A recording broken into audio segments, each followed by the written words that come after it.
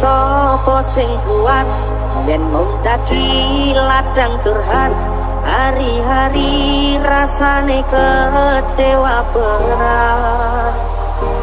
Sopo wong sing ora mangkel rasane koyo diserto, siramu mah atine kecewa dobel. Koyo yuweni kadung sepenuh hati, sepule mong baleni isinan terulang lagi.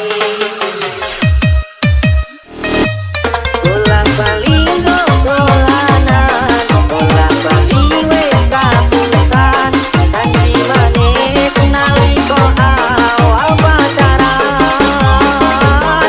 Dadi padha tak lakoni, dadi payung wis ngalangi, kadung elok ora mikir cinta tak pasrah ikuti.